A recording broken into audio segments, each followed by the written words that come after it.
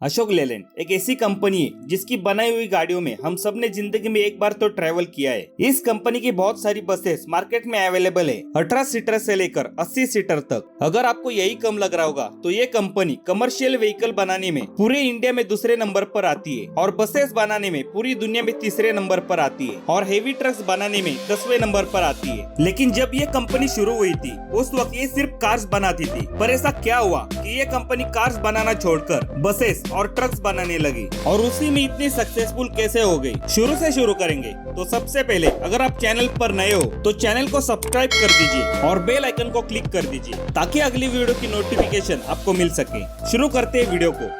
रघुनंदन सारन, इन्होंने 1948 में इस कंपनी की शुरुआत की थी। इनका हमारे आजादी की लड़ाई में बहुत बड़ा हाथ था। जिस वक्त ये कंपनी शुरू हुई थी उस वक्त इस कंपनी का नाम अशोक मोटर्स था। अशोक मोटर्स नाम रखने के पीछे वजह ये थी कि रघुनंदन सारन के बेटे का नाम अशोक था और उन्हीं के नाम पर इस कंपनी का नाम अशोक मोटर्स रखा। जिस वक्त ये कंपनी शुरू हुई थी उस वक्त ये सिर्फ कार बनाती थी। इंग्लैंड की एक कंपनी जिसका नाम ऑस्टिन था, उस कंपनी से गाड़ी के पार्ट्स लेकर इंडिया में असेंबल करना शुरू कर दिया। उस वक्त ये कंपनी ऑस्टिन A20 नाम की गाड़ी बनाती थी। इस कंपनी का पहला प्रोडक्शन प्लांट चेन्नई में शुरू किया गया था। कंपनी अच्छे से शुरू ही हो रही थी कि तभी इस कंपनी के फाउंडर रघुनंदन, इनकी 1953 में एक प्लेन क्रैश में मौत हुई और इसी के 2 साल बाद 1955 में ब्रिटिश कंपनी लेलैंड ने इंडिया में हेवी व्हीकल्स बनाने के लिए इंडिया में अपना पैर रखा और अशोक मोटर्स के कुछ इन्वेस्टर्स ने लेलैंड कंपनी के साथ टेक्नोलॉजी पार्टनरशिप करी और उस वक्त पर अशोक मोटर्स कंपनी का नाम बदलकर अशोक लेलैंड हुआ।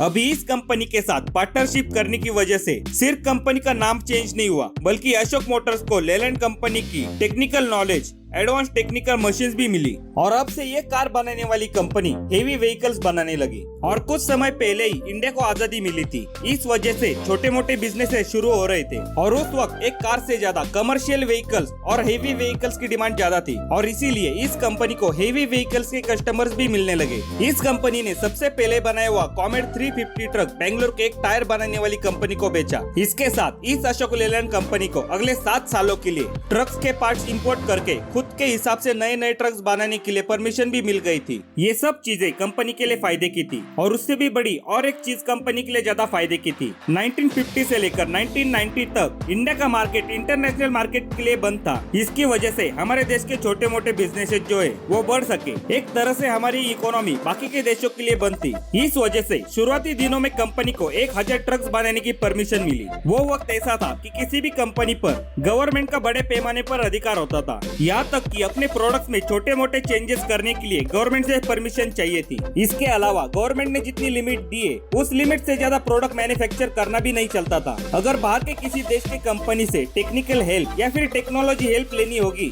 तो गवर्नमेंट को 2.5% रॉयल्टी देनी पड़ती थी। इस वक्त को लाइसेंस राज भी कहा जाता था। अभी इस लाइसेंस राज के वक्त में ही अशोक लेलैंड कंपनी के साथ एक घटना हुई। वो घटना ऐसी थी कि अशोक लेलैंड कंपनी को 1500 इंडस्ट्रियल इंजन बनाने की परमिशन थी, लेकिन गलती से 1625 इंजन इस कंपनी ने बनाए और इस वजह से कंपनी को फाइन भी लग सकता था। लेकिन गवर्नमेंट ऑफिसर से बात करके इस बात को वही मिटा दिया गया। लेकिन वो वक्त ऐसा भी नहीं था कि इंडिया में डिमांड कम थी जिस वजह से ज्यादा प्रोडक्शन करके कुछ फायदा नहीं था, बल्कि उस वक्त पर इंडिया में इंडस्ट्रियल इंजन्स की बहुत ज्यादा डिमांड थी। लेकिन उस वक्त पर चल रहे लाइसेंस राज की वजह से ये रूल्स फॉलो करना कंपलसरी था और अपने प्रोडक्शन प्लांट भी रूरल एरिया में ही चला सकते थे और इसी वजह से अशोक लेलैंड कंपनी ने अपना फोकस साउथ इंडिया में ही रखा। लेलैंड कंपनी की साथ की वजह से अशोक लेलैंड कंपनी ने 1970 में इंडिया की पहली रेयर इंजन बस लॉन्च करी और इसी समय में कंपनी ने इंडियन आर्मी के लिए ट्रक्स बनाना भी शुरू कर दिया था। इसके साथ ही इंडिया की सबसे पहली double decker bus Ashok Leyland ही लेकर आई जिसका नाम था टाइटन बस। इतना सब होने के बावजूद भी ये कंपनी कुछ ज्यादा प्रॉफिट नहीं कमा रही थी। कंपनी थोड़े बहुत ही पैसे कमा रही थी। 1978 में आरजे साहनी कंपनी के मैनेजिंग डायरेक्टर बने। फिर 1987 में हिंदुजा ग्रुप ने लेलैंड कंपनी के पास जो भी शेयर थे उसे वापस ले लिया और फिएट ग्रुप के आइविको कंपनी को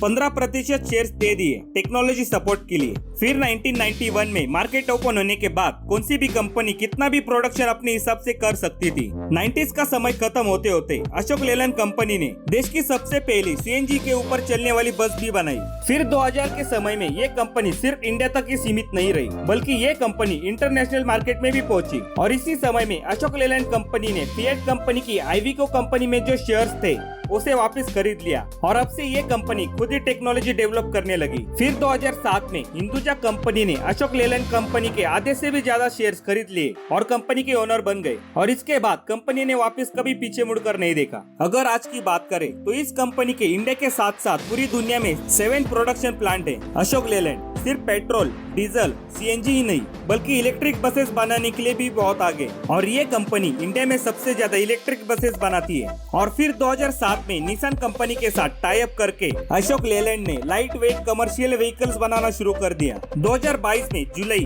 अगस्त, सितंबर इन 3 महीनों में इस कंपनी का प्रॉफिट 199 करोड़ रुपीस का था और आज भी इंडियन मिलिट्री के लिए सबसे ज्यादा गाड़ियां यही कंपनी बनाती है। एक समय में थोड़े बहुत पैसे कमाने वाली कंपनी आज के समय में हेवी व्हीकल्स बनाने के लिए पूरी दुनिया में जानी जाती है। तो यही था भाई आज की वीडियो में। आपको ये वीडियो कैसी लगी मुझे कमेंट्स में बता देना। अगर वीडियो पसंद आई तो लाइक कर दीजिए और चैनल पर नए हो तो चैनल को सब्सक्राइब कर दीजिए। मिलते हैं अगली वीडियो के साथ वापिस, तब तक के लिए बाय।